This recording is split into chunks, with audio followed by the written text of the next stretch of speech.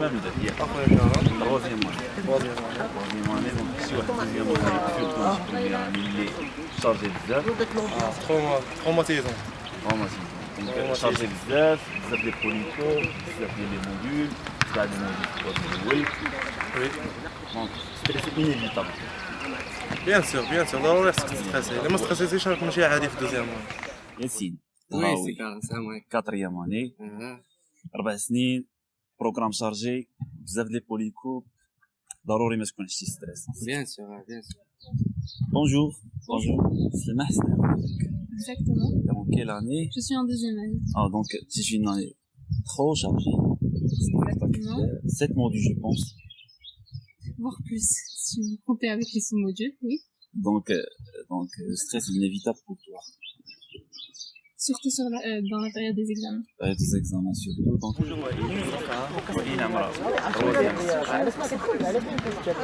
بزاف ديال الكوبات اللي داكشي كتعرف من الاول اللي غتدخل على بزاف اللي stress est inévitable dans cette situation. On savait en fait qu'on allait avoir du stress. Et je pense que le tout c'est qu'il faut savoir un peu le gérer. Donc, comme la majorité, vous êtes une victime. Ah, bien sûr je stresse. Dire que je stresse pas, ce serait mentir. Mais je stresse pas beaucoup parce que je fais en sorte de gérer un peu. Par exemple, je gère un peu mon temps, je prends le temps de faire un peu de sport, de regarder des séries et tout pour un peu équilibrer ma journée. Bonjour Hicham, ça va? Tu vas bien? Ça va. Ça se passe bien? Ça va Études, très bien. stages. Avec. Donc tu stresses, comme la majorité. Évidemment. Période de préparation surtout. Bien sûr. Si on ne stresse pas, on n'est pas sur les bonnes rails. Donc tu as une façon précise pour toi pour éviter, pour cohabiter, vivre avec. La vérité, déjà, avant d'être médecin, il faut savoir qu'on sera mené un séjour à être en confrontation directe avec des gens qui pensent différemment, de différentes populations. Donc, on est dans un stress quotidien. Donc c'est inévitable. Bien sûr, c'est inévitable. Soit au sein du CHE, lors des stages hospitaliers, soit pendant la durée d'examen et de préparation. Alors en ce qui concerne les préparations, donc je vois que c'est normal de stresser. C'est normal.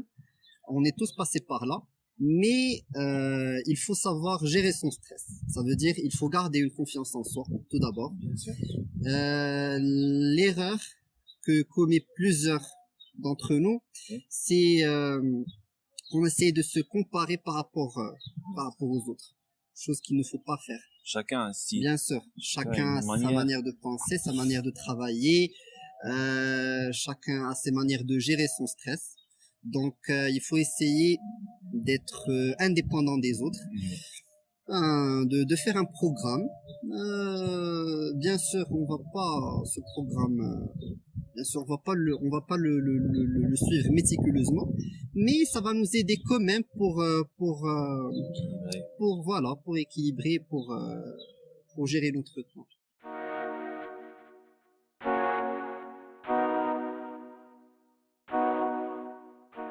Alors, est-ce que vous avez déjà été victime de stress durant votre cursus médical? Bien sûr, hein, les études médicales sont de nature très stressante, longue et stressante. Donc moi je qualifie ça d'un stress, d'un plateau de stress continu, un fond de stress qui diffère d'une personne à l'autre, mais avec des pics de stress que vous connaissez de façon très répétée dans vos études médicales. Hein. Pour moi personnellement, c'était surtout la première année de médecine. Hein. Le stress, donc la source déjà de ce stress, c'est un petit peu la découverte de l'inconnu, l'ignorance de l'inconnu. Hein.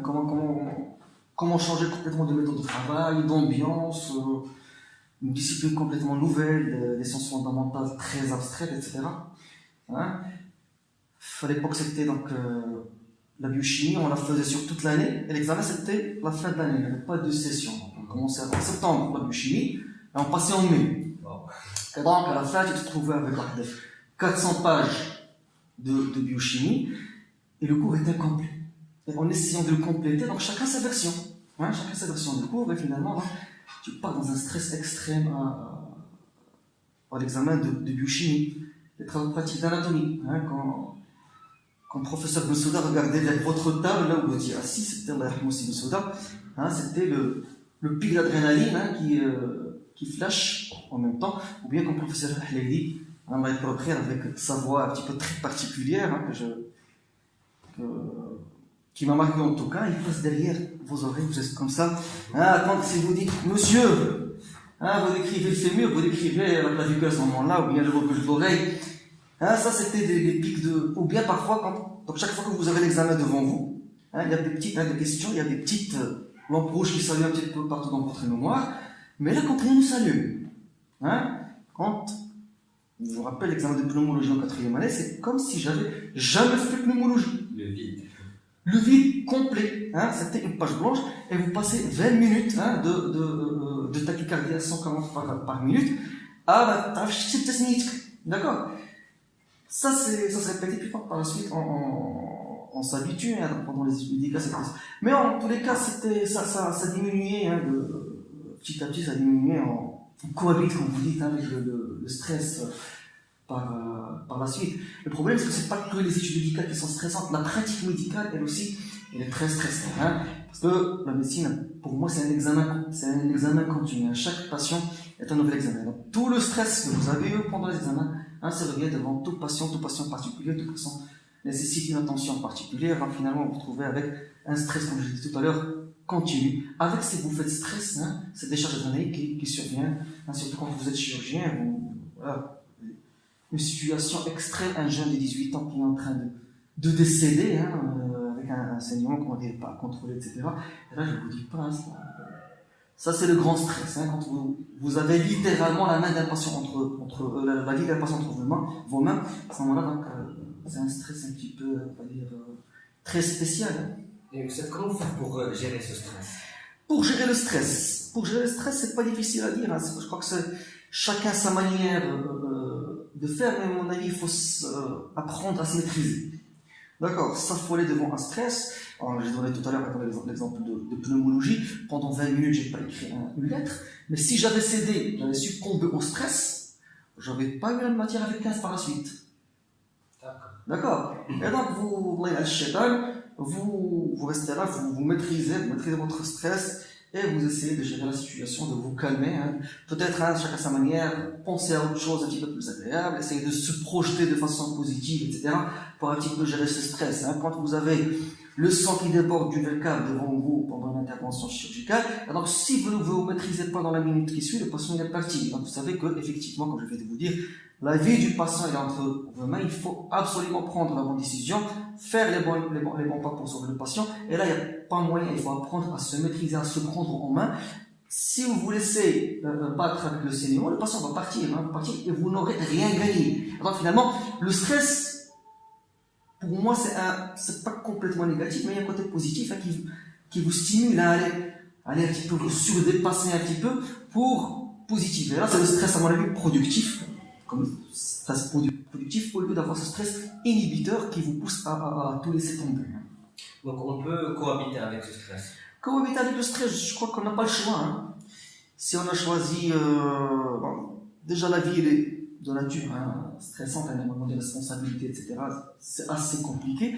Et puis notre métier, je crois qu'il est encore plus compliqué. Nous avons affaire directement à l'être humain, à sa santé, à sa vie. Et quand on parle de santé, on parle dans sa façon globale, et de sa vie aussi, hein, quand vous perdez un patient, etc., c'est toutes les répercussions sociales qu'il y a derrière, familiales, etc.